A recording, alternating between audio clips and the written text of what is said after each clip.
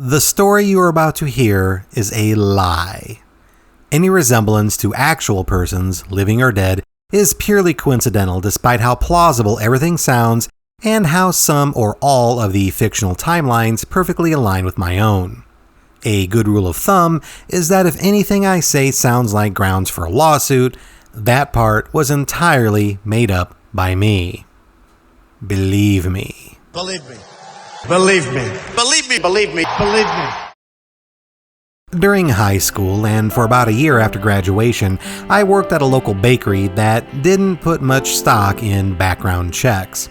Far be it for me to deny anyone a job, provided they aren't under any orders to stay a certain number of yards away from schools or shopping malls, but the owner and his manager really didn't seem to care about who touched the food. Considering customers were allowed to smoke so heavily, the interior walls would literally bleed yellow tar like the setting of a bad 1970s haunted house movie, while all the donuts and rolls were kept on open-air shelves that didn't prevent the cigarette smoke from wafting over them.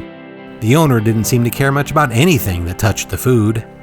For example, one night we were several workers short, and the manager, desperate for help, burst into the front customer area and approached one of the ostensibly homeless men who often hung out there during the night shift.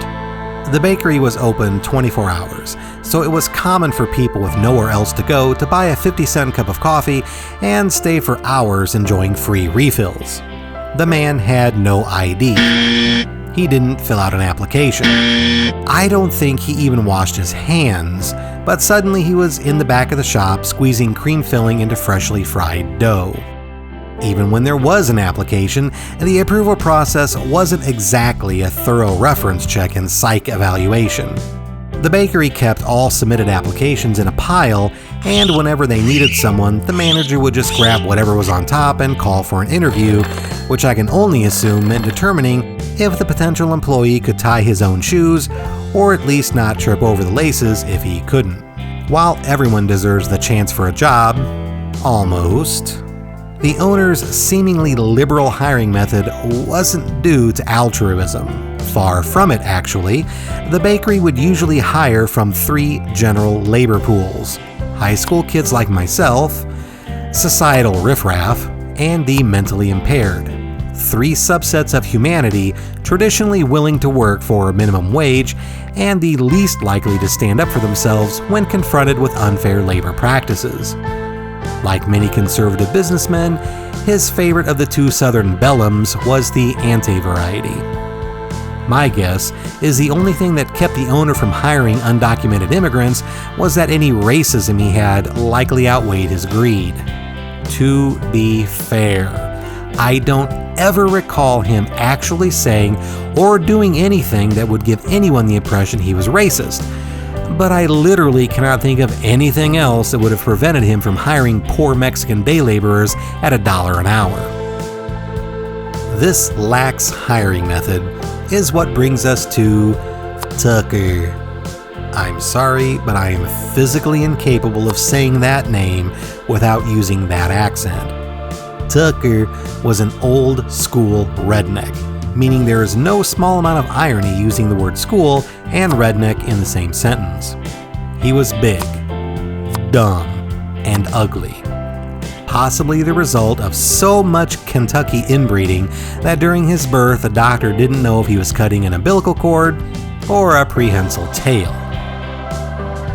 Tucker was also lazy and the source of a lot of frustration, considering I was one of the few employees there who actually cared about the job, not grasping at the time that this was not a job anyone with any self-respect should care about. Tucker would mess up all the time, putting the wrong filling in the rolls, doing a poor job with the daily cleanup, leaving grease all over the trays after washing them. He would also fail to show up for work just enough times to be annoying, but not enough to get fired. There was a gray area for the manager in which keeping an unreliable employee was barely easier than retraining his replacement. Not that the job was complex, but again, the kind of people the bakery would usually hire made it difficult even to train them to have the mop bucket right side up before filling it. Despite having just complained about Tucker's poor cleaning, the truth is that even poor cleaning was more than the shop would usually get. The 1 or 2 employees who cared couldn't put a dent in the filth caused by the negligence of everyone else, including the manager. This inevitably led to mostly negative marks from the Board of Health. Hold on. When was the last time you washed this rag? Washed? Are you saying washed the rag? Oh, God. First, the health inspector would arrive and invariably give us a rating that was just above failing, as anything lower than that would have resulted in an immediate closure of the bakery. These D- evaluations were serious enough to trigger a follow-up inspection exactly 30 days later. But until then, it was always business as usual, and the shop never performed any of the actions demanded by the Board of Health, like keeping the floor under the mixers clean, wiping the walls in the customer area, or using sanitizer on trays and utensils after washing. We would then spend the 2 or 3 days immediately before the scheduled re-inspection in an orgy of fervent, deep cleaning. We would spend hours chiseling away at the grease and sugar cemented to the floor under the mixers and wiping away all the oozing cigarette tar on the walls in the customer area. The first time we did that, I was amazed to discover the walls were white. Those unused bottles of sanitizer we were supposed to be using? Finally unwrapped and left sitting neatly by the sinks, with some being poured down the drain to give the illusion they were being used. This deep cleaning was a lot of work, and we needed all hands on deck. So when Tucker decided to not show up for work the day before one of those re-inspections, leaving just me and one scrawny kid a year or 2 younger than myself on duty, needless to say, I was pissed. I flipped through the sugar and flour-stained notebook containing employee telephone numbers and dialed Tucker's house.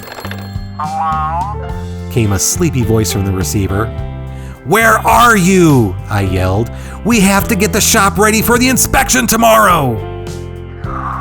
No, He yawned. I ain't coming in today. I don't feel so good. I'm sick. Enraged, I yelled, "You son of a bitch!"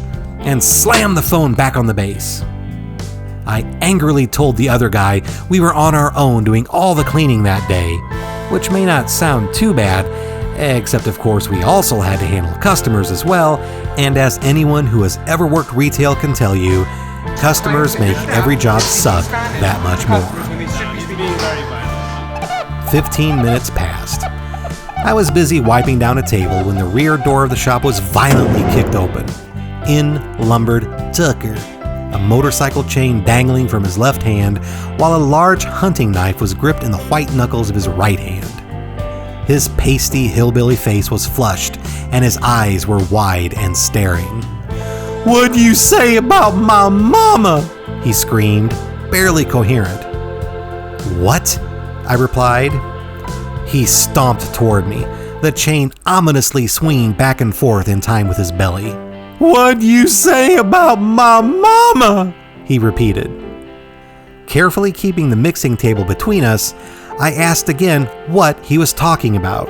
I also told my coworker to call the police. "You called my mama a bitch!" Tucker yelled. "What?" was my confused reply.